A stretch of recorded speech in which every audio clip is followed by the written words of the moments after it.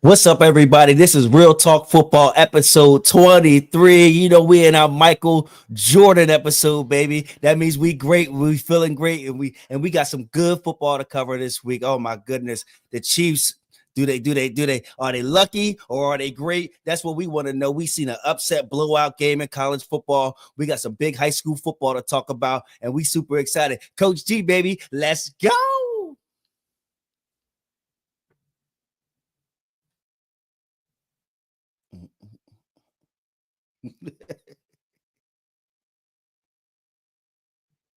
Let's go, Cowboys! Hey,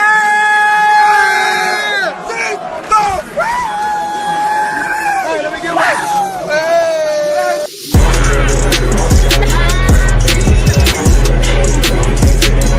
Let's fucking go! It's about that motherfucker. Y'all motherfuckers have me pissed off. I ain't gonna speak about that, right?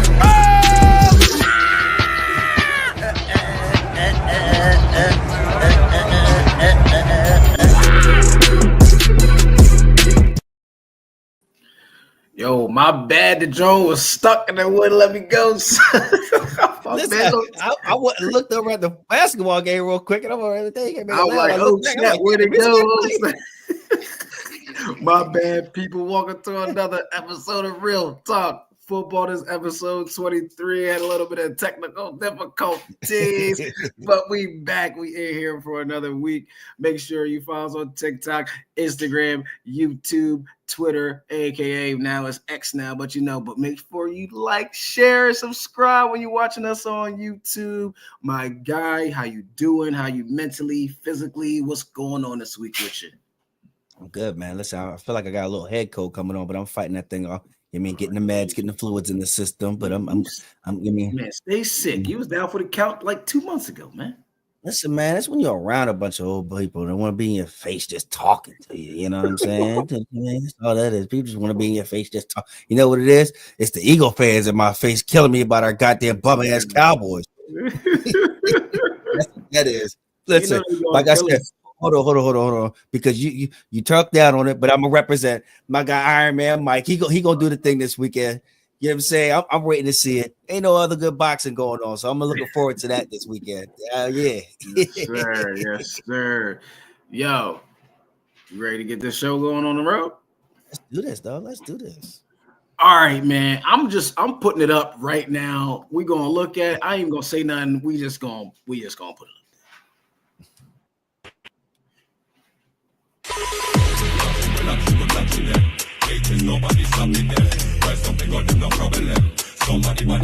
Block the kick, man.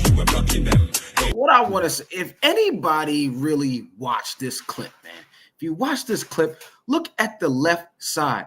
Look at the left guard and the left or the left tackle and then the left end and then the wing. The left tackle and the left end don't even move, bro.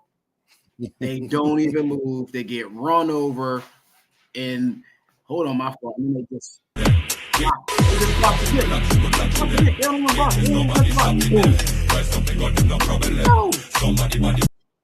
Bro, you got a chance to beat the Chiefs at home. And then you on the road and you've been beating them all game. They came back. Okay, cool. They go up to you, drive offense, get a good drive. Bo Nix was playing ball all game long. And then you don't block? Man, this is rigged. I don't care. I don't care what nobody say. It's rigged. I don't care. The Chiefs got lucky, bro. Ain't no way you gonna sit up there on the line and say, I ain't gonna block so they can block the kick and win and go 9-0 instead of giving them their first loss. I'm good. I'm over talking about the Chiefs winning. They should have like 3, 4, 5 losses right now, and instead they undefeated. I get it. Understand good teams find ways to win and bad teams find a way to lose. I don't care about that no more. It's rigged. Like I'm on the boat of everybody saying it's rigged every time the Chiefs play because we already know the refs be calling, don't be calling nothing for them and all that. And Patrick Mahomes talking about, hey ref, can you let me know when he get close so I can go? What? Come on, man. I'm over it, man. What's your thoughts on the block? The block kick at the end of the game. Great comeback. Everybody played well. You know what I mean? Defense, offense. It was an offensive struggle. But what do you think? Chiefs great or lucky, man? They might be the most ugliest, winningest team that I've ever seen, bro. And that's what I really think they are. The most ugliest, winningest team ever. Oh my God. Listen, they do their job and they're so used to playing in this moment. I forgot to look up the number, but they have a lot of like games where it's decided in 7 points or less. Yes. They just know how to look. They just like, listen, just keep the game close and we'll figure it out. It don't matter who out there and what they doing. They say keep the game close and we'll figure it out. And that's exactly what they do every time. And I can't do nothing but respect it. I'm mad about it. Like, not even mad because it ain't really in my control. And I really don't care because it ain't my team to hate on. But I'm just mad because we talked about how I was pretty much saying like how I like how the Broncos was playing and how they're rolling around with Bo Nix as the rookie. And he's making plays and doing things as a rookie with no real legit weapons. So you go and play a Chiefs team who's been just beating people in stupid ways. And like I said last week, I would take the Lions over them only because I feel like they would get up enough points to make the Chiefs have to chase. They'll be down 7-10 points. They're never really down a whole bunch of points where they got to really like make big plays and catch up. So listen, man, they gonna see them again last game of the season. That might mean something. Yeah, that we already know it's going to probably mean something for the Broncos that's sitting there at 5 right now. Playoffs. Chiefs, you know what I mean? We already know what's up with them. They're going to win that division. So the Broncos, they're in right now, but they might be squeaking to get in. Who knows by the end of the season? Right. That's definitely true. Like once again, like I said, I don't know. It's hard to judge it because these dudes, they've been winning ugly games. I can't remember the last game they just dominated somebody. They've been winning an ugly game since when they beat the Eagles in the Super Bowl. Right. It was down. Right. And they came back and won. And then they went on a tear from there. But it's great. Week 1, after they won the Super Bowl, week 1, they got smoked by the Lions. And then they were struggling, trying to figure things out because they don't have nobody like no legit weapons outside of Kelsey. And he's starting to turn it up, who I thought was going to like milk it out into the playoffs. But they're just finding ways, man. That's just what they do. And those of you who don't know, the Chiefs have won 15 in a row and haven't lost since Christmas of last year. Damn. So it's been a little bit crazy, bro. They don't even know what it feels like. And I think they just question themselves like, how the hell did we do this? Last question before we move on. Do you think it'll be good for them to lose first before the playoffs? Or you think definitely will. And it's coming out real soon. Yeah, we're gonna get into that. Yeah. It's coming out really, really soon. Hold your horses. But now, you know what I mean? We offer them Chiefs, man. I'm tired of them dudes winning while our team suck. But now we on to the Bears. Oh my goodness. The Bears, they sit over there, they're fired their offensive coordinator, and now they moved up the passing game coordinator. Do you think that for them firing Shane Waldron and moving up Thomas Brown, that's going to open up that offense? Now, keep in mind, this Bears offense has won 23 consecutive possessions with no touchdown.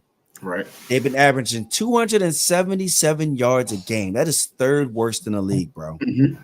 And you got dudes like you got Romy Rome, who we done hyped up as a rookie. You got DJ Moore. You got Keenan Allen, who did miss some games, but it's still Keenan Allen. Yep. Then you got Swift, who's starting to turn it up. They traded away Herbert to the Bengals, but you still got Swift, who's starting to turn it up. You have all these offensive weapons. Don't forget Cole Kmet. Yeah, Cole Kmet too. It's tight end. Right. Definitely.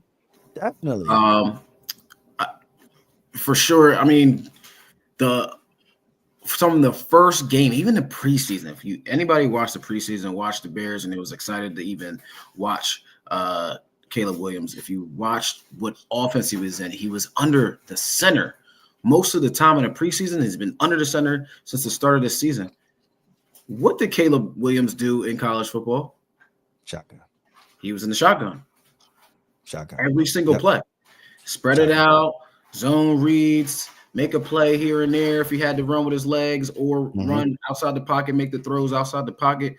They're not doing any of that. They're not doing no play actions and rolling out and getting them outside the pocket so he can have that option of using his legs or throwing the ball. You know what I mean? But I think moving what was his name? Thomas Brown, right? Brown. Yeah, yep. Thomas Brown. You know who he was offensive coordinator for last year? No. The Panthers, and he got relieved of his duties last year at the Panthers. So, do we think moving him up to be the offensive coordinator of the Bears is going to? Are we going to do anything better running the same offense? Are they going to do anything better? No. But they had to make somebody the scapegoat. You're not going to bench Caleb Williams, the number 1 overall pick, and for the simple fact that he has all these weapons and he's not playing well. Yes, Shane Waldron didn't call good games, but guess what? Caleb Williams wasn't playing well either. He was missing throws. He's missing wide open reads. You see DJ Moore, like we talked about last week, walk off the field because he's wide open. These guys in the NFL are not going to be 3 to 5 yards open like college. This is NFL. There's going to be dudes going to look like they cover, but they open. So maybe a half yard, 1 yard, a yard and a half. Dudes is open, even though they may look up. Give your playmakers a chance to make a play, Caleb. You got to trust them. You got to trust them, whether that's Odunze, whether that's DJ or Keenan Allen, man. You got to trust them. Facts. I want to add on to that and I think what the problem is, and this is why another big part of why a lot of these rookie quarterbacks are struggling coming into the league is, you know what he did in college. You sit him down like, listen, what do you like to do? What is your strength? What makes you the most comfortable to run this offense? Let's go over these plays here. Then I'm gonna sprinkle in some of what I do, and we're gonna do this together. Stop going into these organizations on these teams with these young quarterbacks thinking, oh, well, you're just going to do it my way, and I'm going to teach you how to do it my way. No, you can't just sit here and just do that, because it's already bad enough they got to learn all the verbiage, everything. Just it's on another level once you get into the pros. Everything, and it's so much faster than college, bro. Especially where he was at, where it was no defense being played any damn way. So he was in shootouts. Right. So you gotta sit here like you're not setting these dudes up for success, man. And what y'all doing? Right. Y'all got to come together to a common ground. And then the more comfortable he gets, then you add a little something here and there. And then you add a little something here and there. You're not doing none of that stuff. So I really do hope that the offense turn around only for my fantasy couple more things to add though, and I'm gonna ask you a question over top of that too, is some of these offensive coordinators and coaches who are, and GMs, I should say, who are drafting these young quarterbacks, right? Mm-hmm. Old enough for, you see these great coaches like a Sean McVay, Kyle Shanahan, and Andy Reid, who are great play callers. And guess what they all do? They all adjust their play calling and their offense to the players' strengths. They're not just saying, I'm going to draft you, plug you in, and you're going to run this offense. That's not how that's not how you adjust to the NFL and to your players. Otherwise, you're not going to have success, man. And that's what with the Bears, another struggling organization. This is probably going to be the second time, or it's going to be the sixth time, or third time that they're going to have 2 years with a head coach.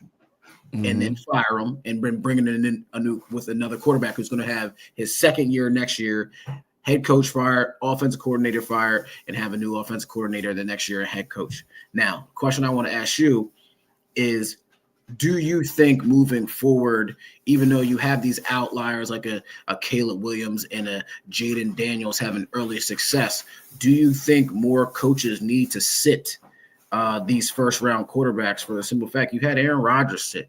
You had Favre sitting when even though he got drafted by the Falcons, but he sat. You had other play in the past sit as well. Do players like should have Anthony Richardson, and right now who we talking about, Caleb Williams, should have sat these first couple years.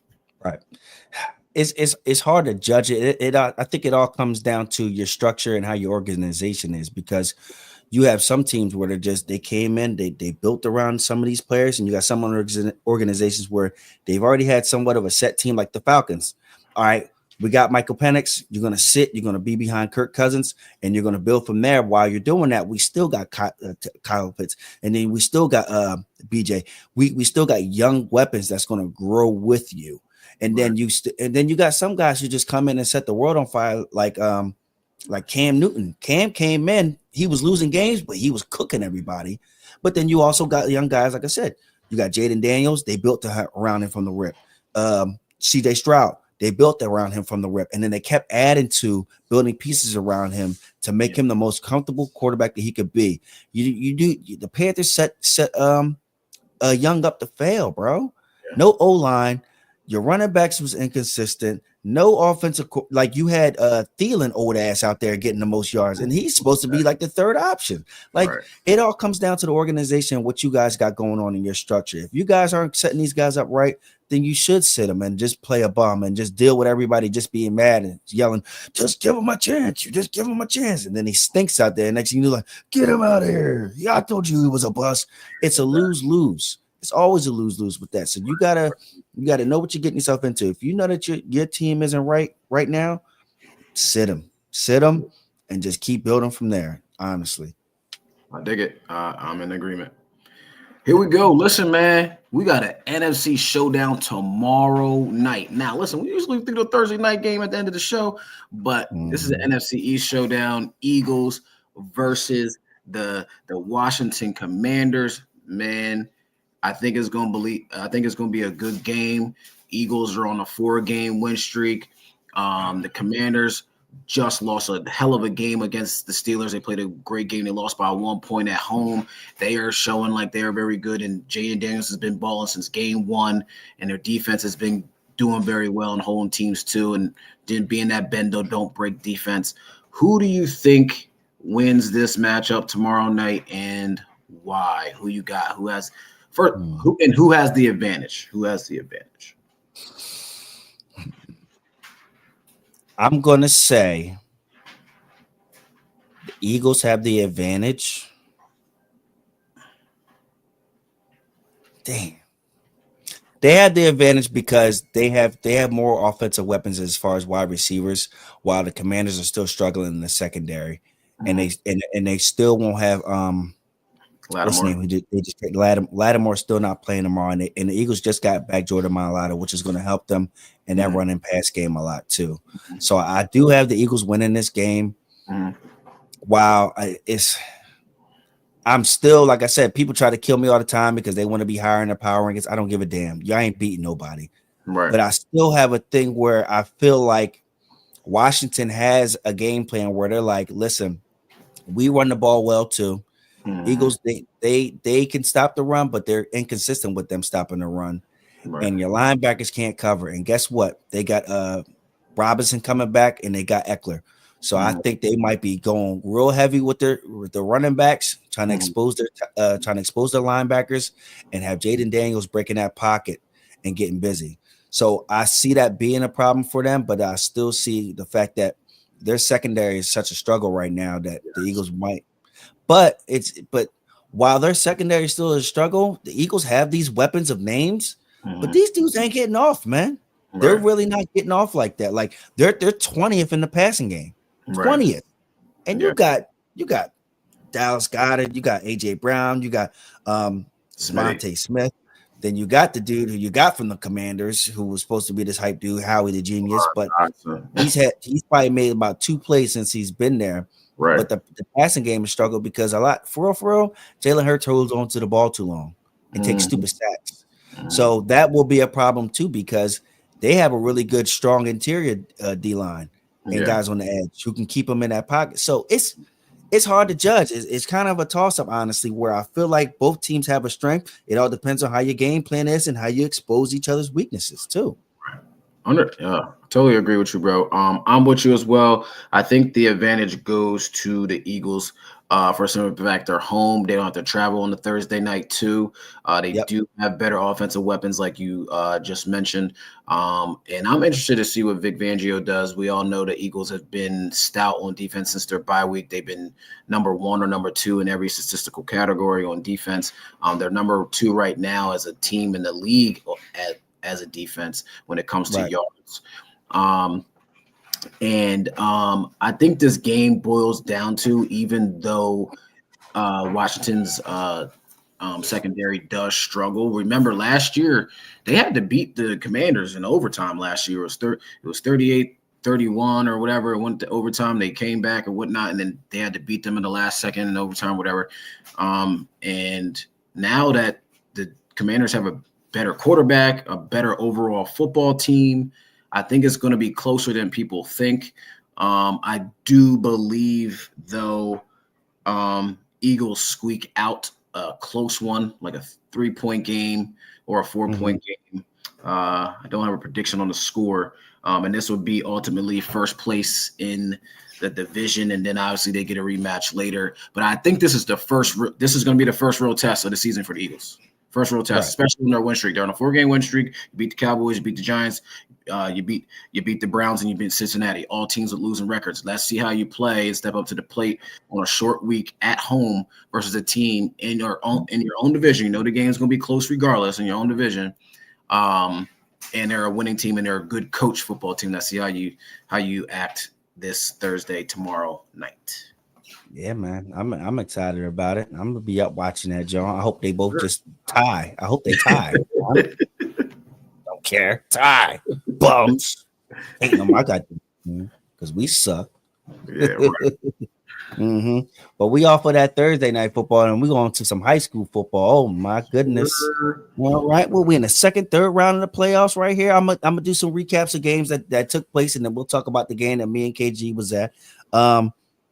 So you got Springfield beating Marple Newtown 21-14 on to the next round and on to the next one, who they will be seeing Garnet Valley, who beat Strathaven 35-34. Strathaven is exactly they're known. You already know what they're known for. They're known to be in the playoffs and do what they do in the playoffs. We got Westchester Ruston putting belts to asses to Chester. I'm so upset about it because, like we talked about last week, we wanted Chester to go far because we like the Twins. We like the talent these kids got. But now I'm interested in seeing some Westchester Ruston. I'm thinking about pulling up to that game on Friday where they go up against Upper Dublin, who ended up beating Phoenixville 35-28. So I'm looking forward to that game. I'm hoping it's a good game because I don't like traveling for bum games. So definitely looking forward to that. Hoping it's good. I'm really thinking about taking a trip over there, bro. For real. Yes, sir. That was in the 5A. Moving on to the 6A, we got CB South putting belts to asses to PW Plymouth White Marsh 35-0. So now they're on to, oh my goodness, they're gonna play North Penn. This is a good backyard brawl. North Penn just also a rematch. Yeah. CB South beating North Penn. I went to that game. It was a Friday night game at CB South. CB South won 20-6. When I got there, North Penn could barely pass the 50-yard line. Offense did not look good that night. So you think they beat them again, or I think South beats them. Yes, I think South beats them again. I do think it all depends also on the pass game too for North Penn. If they're not connecting and they're not really moving the football as much, and then South controls the game with that power running the football. Right, exactly. So with that, so what you thinking? So let me ask you this now. So you got Downingtown West who put belts to ass to Owen J. Roberts 41-7. Then you got CB West who beat Downingtown East 35-21. So now you got a Downingtown West versus CB West. So whoever wins out of that, you're saying CB South wins. Who you think? Do you think that Downingtown West or CB West could beat CB South? I believe either team can beat CB South because they did steal a game from CB West. Remember the Hail Mary at the end, and before that, we showed the play here on the podcast that the running back scored for West because he was over on top of the South defender and rolled into the end zone, and they said he was down at the 1. It was a touchdown. They stole that game from West, and West would have won that game, ran the clock out because they stopped them on the next drive to get the ball back. So I believe either team can beat them. Downingtown West is always going to be good. They've been good for years. They got a great passing game. They got great coaching over there. So I believe either one of those teams can beat CB South. But right now it's the Final Four. Regardless of what happens, where you win or lose, even though we all know each team wants to win the District 1 6A title, they're all in to move to to the state playoffs.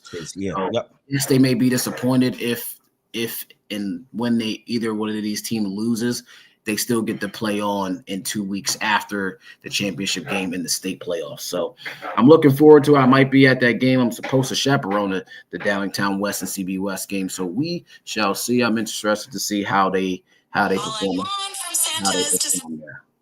So, but before we get to the game that we went to, actually, let's get into the game we went into. We went to the TEP.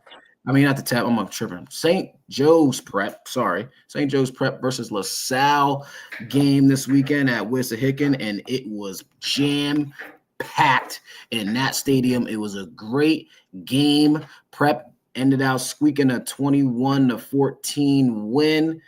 Listen, man, I was kind of disappointed because I love that it was defense. The offenses was clicking, and then they really wasn't. And then listen, there's a couple players I want to talk about first. But I want to point out one player. I ain't gonna say his name, even though I wrote his name down. I'm gonna say his number though, because a big time player for LaSalle got hurt. He wasn't able to play corner. Then they was juggling up dudes in and subbing dudes in and out. But number 8 for LaSalle, defensive coordinator. I know who you are. I ain't gonna say your name. I ain't gonna air you out because I played for you. Number 8 should have never been in the game. Never. He ain't had no hips. He's not a corner. He should be playing D-line or linebacker. He was 6'2", 6'3". He big. He was thick. He was a big boy. He ain't got no hips. He shouldn't be playing corner. Put him on the D-line or take him out. And they had him on St. Joe's Prep best receiver. Joey O'Brien for LaSalle, who plays receiver, he's going to go big time, got over there, should have been playing on him. Because this dude. And they had him in man. Had him in man cover. And they had him just playing off the whole time, so they just kept throwing it. Had in man coverage playing 7 yards off and pedaling on the snap. You already gave him a cushion. Now you're giving him more. Come on, man. He shouldn't have been playing the game. I'm a little upset about that. But anyway, a couple players I want to name from LaSalle. Joey O'Brien. He was as good as everybody talked about. Had a great, phenomenal one-hand catch off a deflection by Anthony Saka, Prep's Notre Dame signee, linebacker, big kid. He looked good out there. I like the linebackers for LaSalle. Jack Lethe and Dylan Clare. They looked really good out there. They were balling. They were all over the field. They cleaned everything up in the run game. And then for Prep, Messiah Akre, bro, number 20, very good lockdown corner. Only a sophomore. He's going to be good. He's going to be getting a ton of offers the next 2 years. He's going to go wherever he wants to go. Kyan Billups, small, shifty, powerful back, was carrying guys. Didn't think he was strong enough to do that, but he played very well, played his butt off in that game. And then Cameron Smith, the Penn State commit for Prep, the outside linebacker, very good, very strong, good kid. He's going to fill out that frame. He's really good. Samaj Hill, another young corner, was out there balling, had that prime time number on there out there. He played really well. And then Anthony Saka, like I mentioned, the Notre Dame commit, played very well as well. Yeah, definitely. Well, I want to give a shout out to Julian McFadden, the kid who got hurt. I've been telling you since right as soon as high school was starting, the league was starting about this kid. He broke his collarbone. It was his first game back. He took a screen and he got hurt again. And then big impact to that game because he's your wide receiver and he's your corner. So number 8 there is no number 8 out there if he's out there. Kid is super talented. Please heal up. He's going off to Syracuse. Really good kid. Like I said, that changes a lot of things because now it's like, all right, we ain't got to worry about him. Now we can key in more on Joey O'Brien. And then now we can start exposing their secondary guys. And that's exactly what they were doing out there. The running backs, I like both running backs, but they both couldn't get off the way that they wanted to. Yeah.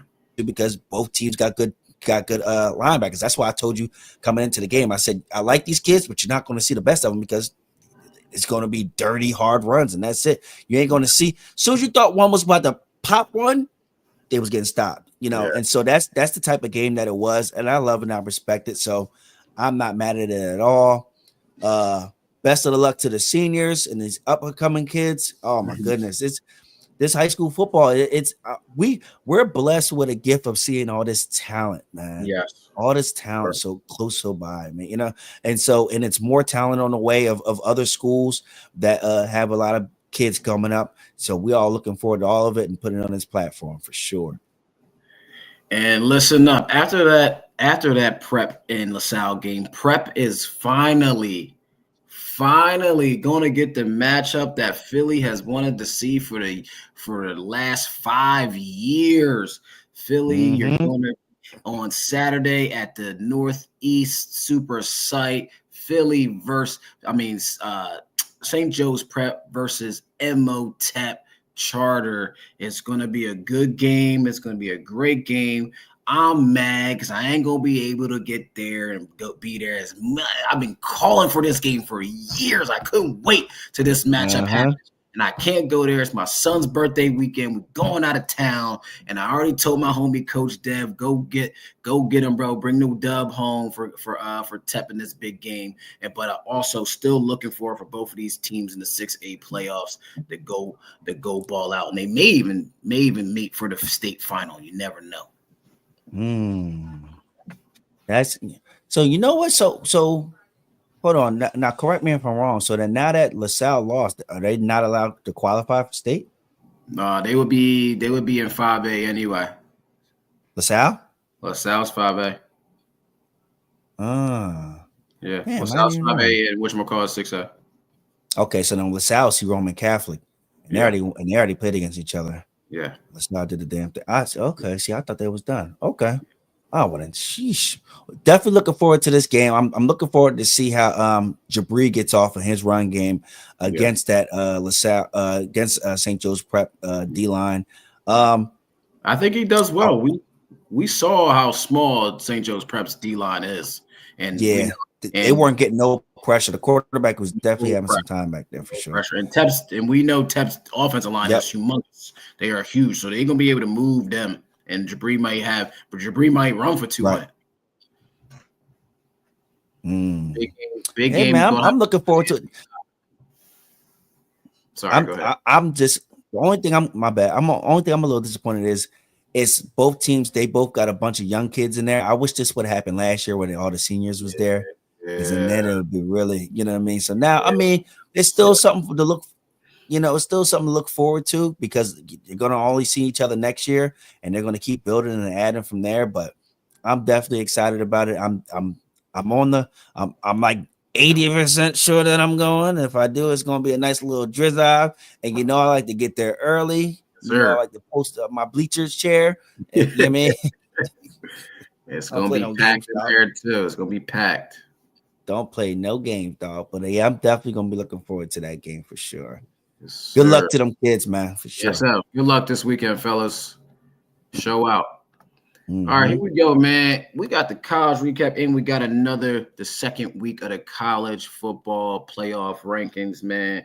But before we get to the rankings, we had a couple games. BYU survives, had to come back against Utah, won 22-21. UGA loses to Ole Miss. We all saw it coming. UGA has not been playing well. Carson Beck has not been playing well. They have no number one receiver. They only have a running back. And then when your quarterback's throwing the ball into the other team's hands, you're not going to have success. And Ole Miss gave UGA another loss. Indiana stays unbeaten versus Michigan. They are 10-0. Miami gets upset in the ACC. And Cam.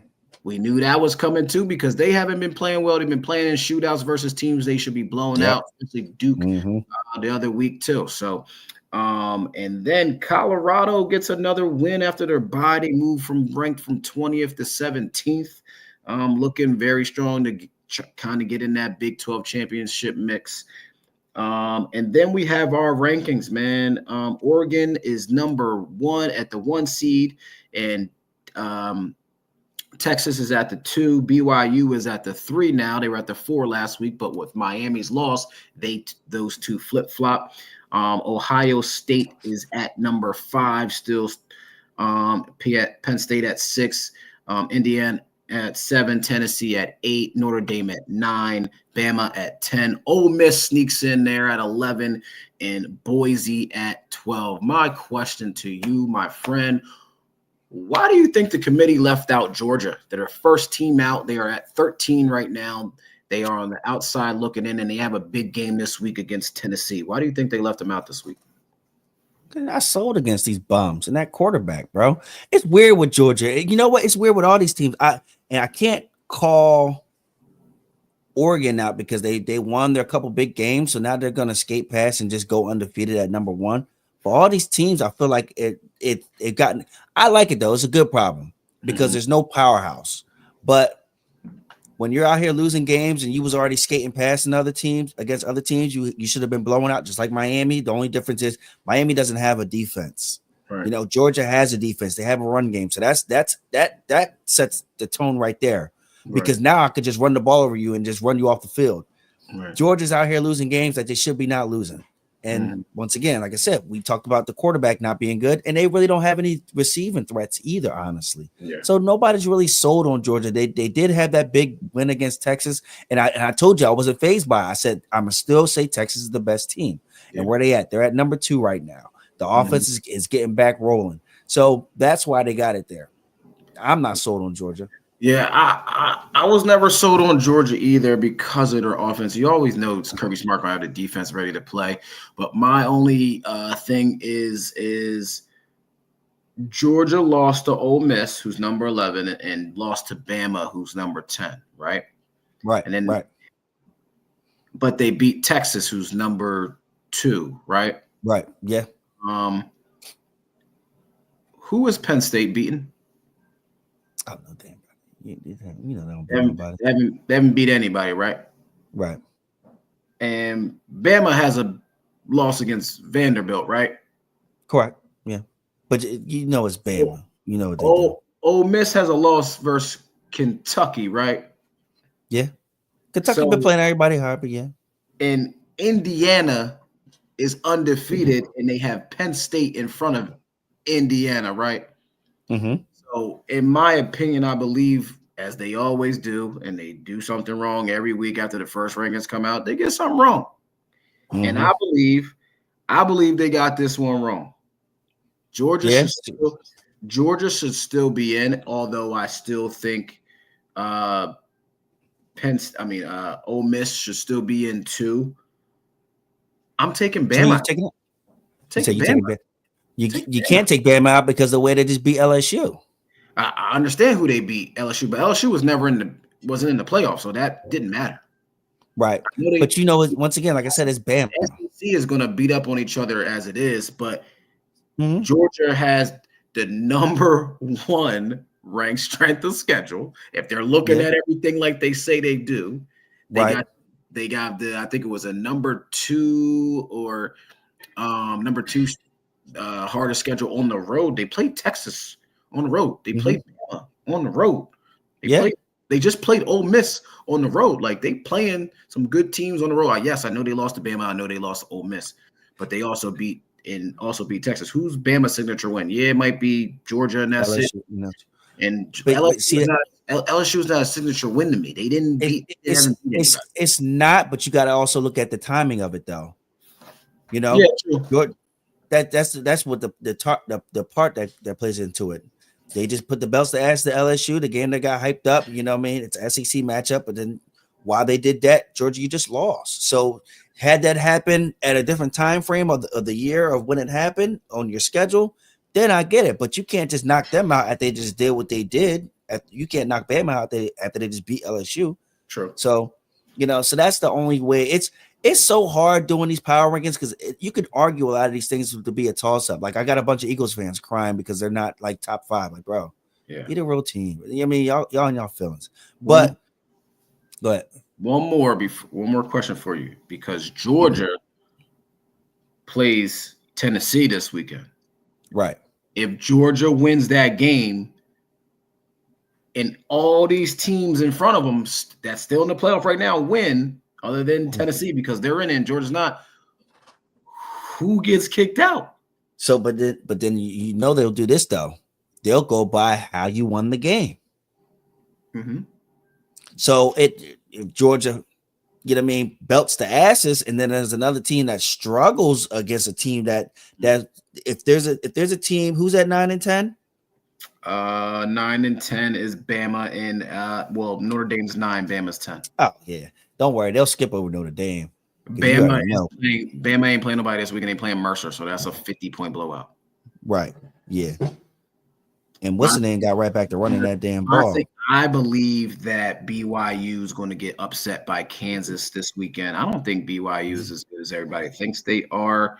I think Miami is going to fall off and be out of there. Somebody's going to lose in those top 1 through 6-2. Other than, and it could be Tennessee this weekend too. But Tennessee plays good defense, just like Georgia does. So they're not just an offensive team. It's always it's going to depend what quarterback plays better in that game, in my opinion. Man, listen, the more I'm watching, the more I hope Colorado goes further because they're winning games and staying quiet. Yep. I just throw that in there. Yep. Let them sneak up in there for sure. So we'll see. I mean, it ain't really big games this week, but it's coming to the end of the season where you can't be looking ahead. You can't be sleeping at the wheel. It's only 2 undefeated teams, and I don't even believe Indiana can slip up, or they gonna get them out of here too. And even though they are 10-0. Yep. Don't let them find a reason to get rid of you. Right. Well, we'll see. Oh, they play Ohio State after next week. Mm-hmm. So we'll see what happens there. That game at 12 o'clock, knowing darn well that should be a 7:30, 8 o'clock game. Right. Yeah. Yep. Oh, and Army, who's been playing well, plays Notre Dame the following week too. They're gonna mess around. Come on, don't bro. Sleep at the wheel. Stop with the Army stuff. Come on, man. Stop with the Army stuff. It's Notre Dame now. This team you're not sold on. That's all I'm saying. And they lost to NIU. That's another team. They lost to NIU. How are they number 9? Come on. Because it's Notre Dame. You know this. All right, man. Moving on. We got our game segment. Rapid Fire is back this week. We got a minute. We got 30 seconds each to say what we need to say. Are you ready for Rapid Fire, my guy? This first question. You ready? Let's go. First question. Cardinals, pretenders or contenders? Pretenders. Oh, I gotta explain. Of course, bro. Yeah.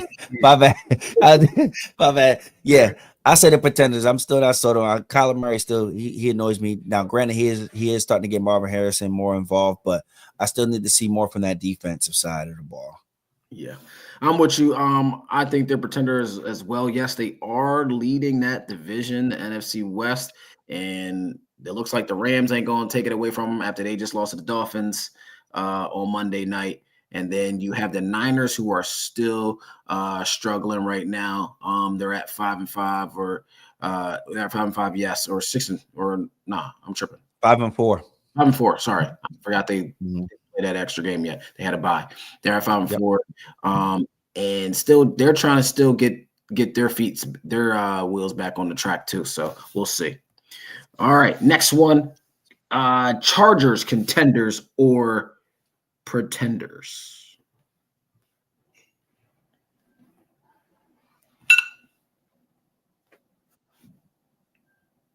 You go on, bro?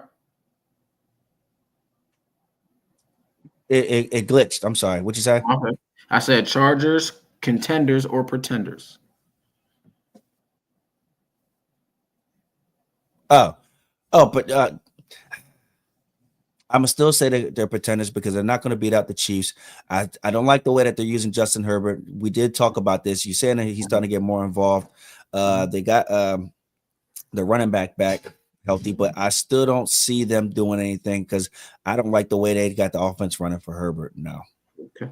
I'm going to say contenders here only because they have the number 1 defense in the league, only giving up 13 points a game. They're going to keep you in some games in the playoffs where defense is needed and championships are won by your defense. Herbert is starting to cook with that running game, and I think they are contenders as of right now. Okay, question number 3. Did the Texans lose on Sunday night, or are the Lions that good? The Texans lost. And then for real, they're missing a lot of key guys, and we never want to talk about injuries, but it is what it is. They're missing their best defensive guy in Will Anderson. They're missing Nico Collins, who we thought was going to play, but those dudes come back, and it's going to be back to belts to asses to what they're going to do to us on Monday night. I still like the Lions, but Jared Goff under pressure, he's a little shaky. And when he's not getting St. Brown involved, so he's got to keep him involved, because that way you get him involved, it opens up everything else for everyone else. Right, the run game wasn't working for them, but I do think the Texans lost this game. You were up 23-7. You had 5 interceptions. There's no way the Lions should have won this game. And I do also, I agree with you. You got to get St. Brown in the game, especially when your run game wasn't really working. You just throwing it deep when you could just try to control the run game and then come off the play action, what Jared Goff is very good at. So, next question, which has been the question of the week, really, after this Sunday's game. What are your thoughts on Debo? Basically, shoved his teammate in the neck area. Looked like he was about to choke him. What are your thoughts on him touching his teammate that way? He's a weirdo. Don't be touching on me like that. And for real, I would have swung on him. Don't be over here trying to mug me like that, young boy, me out in public. Especially, leave that for the locker room where you snapping. Bro, you fumbled the ball. You've made some key drops. You've done things where you've messed up too. You don't see the long snapper over there trying to pop you in. Your little flamboyant walking ass. I saw what you had on, homie. I saw what you had on. Oh, flamboyant walking ass. You're doing all that shit. It's not. Listen, homie called a whole BF. Listen, football, we are in the heat of the moment. We are very competitive players. I like it and I don't like it. One reason why I like it is, yes, you're getting on them. You're getting on your I don't understand why you're talking to the long snapper and the kicker. I know the kicker missed 3 kicks and you trying to win and whatever, but guess what, Debo? You got that big C on your chest as a captain. You can't be choking your players or pushing your players out there, man. You got to encourage them first. I wouldn't have done it as a captain, so I think he was in the wrong here. But in the heat of the moment, sometimes that happens with us football players, All right, number 5. Listen up, man. Big game. Do the Bills give the Chiefs their first loss? Yep, they definitely do. And I told you about that about 2 weeks ago. I said that's when they're going to see their first loss. The Bills, they've been winning tight, close, contested games the same way the Chiefs have. But I feel like Josh Allen is going to make an extra play over top of the one Mahomes can withstand. Yes, man. I'm with you as well. I believe the Bills are going to win because, listen, everybody thought the Bills were going to be down this year. The defense is playing well. Sean McDermott is getting that team up to play every single week, and Josh Allen with no weapons. Now Keon Coleman is hurt, and even with Amari coming over, he's been in and out of the lineup, and the Bills are still winning. Josh Allen is still doing more and just enough for this team to win, playing at an MVP level again. So I do believe the Bills, even though their Bills and the Chiefs are both playing well, the Bills get it done this week, and the Chiefs will fall to their first loss to the Bills, and they will be 9-1 after Sunday. Okay, last but not least, man, are the Russell Wilson Steelers a legit threat to the Chiefs in the AFC to make it to the Super Bowl? Technically, yeah. Technically, no, because they're actually going to see the Chiefs this year. So they're step with the Ravens. I think it comes down to your schedule at the end. I believe the Ravens got a little bit of an easier schedule, but the Steelers have been playing well. So we got to see how it goes. I don't know. All right, man. That is rapid fire for us today. But talking about the Steelers, moving on. Listen, man, the Steelers have been balling. They 4-0 with Russ. They was 4-2 with Justin Fields. Russ comes in Everybody didn't want Russ to come in. Only person that wanted Russ to play was Mike Tomlin. Now they are 4-0. They made a trade here, made a trade there, and they are scoring 30 points a game since Russ has been starting. And you know that defense is going to be that Steeler defense. They've been stingy, right? So what are your thoughts on Russ and the Steelers moving forward, man, and making this playoff push? I'm really loving what I'm seeing from them. They're actually starting to get healthy too on the O-line. The linebacker came back. You got Pat Fairmouth. You got two running backs in Warren and Harris. They're running the ball well. He's getting them involved in check down plays. You got George Pickens making the craziest catches, bro. This dude is getting off. I think they need to get Austin more involved because Wilson, you know how to throw that deep ball. You need to start getting him more involved in that play action game. And you also got Washington too, that other tight end, big tight end who I like a lot too. So I think that they are definitely going to be a force to be reckoned with. And they're kind of flying under the radar. They're winning games. They're not dominating crazy games. They won a real crazy back and forth game with the Commanders where it could have went either way because both teams are good. They're both top 10 teams in the league. Yes, I'm liking what they do. We'll see because the Ravens defense is trash. So yes. I do believe the Steelers are a legit playoff. I mean, well, not playoff. They're going to make the playoffs. Legit Super Bowl contender, and they're going to give any team in the playoffs a hard time. If anybody remembers, last year they had Matt Rudolph start that playoff game last year against the Bills, right? Without TJ Watt, and they still almost won that game without TJ Watt. The defense kept them in the game, and now you got a quarterback. You got everybody healthy, even though Alex Highsmith got hurt last week, stepped on the quarterback or stepped on Jaden Daniels his foot and rolled his ankle. The ankle looked like he snapped it in half, but it looks like he is going to be able to play this week, it says. I don't know, but that should be that's going to impact the game whether he plays or not for them. And I want to see how that it's time for the Ravens defense to put up a shut up, man. You got a division opponent in here. You got a playoff team that you might see again for a third time because this is only going to be the first matchup this year for them. They got to play twice, so you might see them in the playoffs again. Their defense got to put up or shut up, man, because they haven't played well at all this year, giving up 300 yards passing, and that's not how the Ravens defense is known as giving up all these yards into one individual, 264 yards and 3 touchdowns last week against Ja'Marr Chase. So even though the Steelers don't have a guy like Chase, but Pickens and Williams can both go off along with Brown and Najee Harris at the helm back there running the ball. So Russ is cooking. Congrats to Russ. Love what he's doing. He didn't play bad last year with the Broncos. People just blamed him, even though it was a defense last year. He still threw for 3 touchdowns and 6 interceptions last year. He balled out. So Now on to the next. Are the Niners back with now that return of the Mac? C-Mac is back.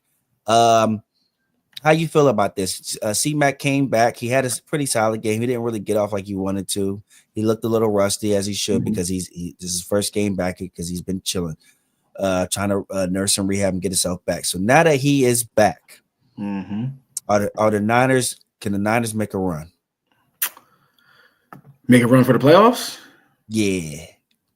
The NFC is a little bit light. They do have some teams. You got the Eagles, you got the Lions, you got the Cardinals coming up. The Cardinals are in your division. Now, you have shown you can beat the Cardinals every time you beat the Cardinals, but I believe even with CMC back, they not going to make a deep run this year.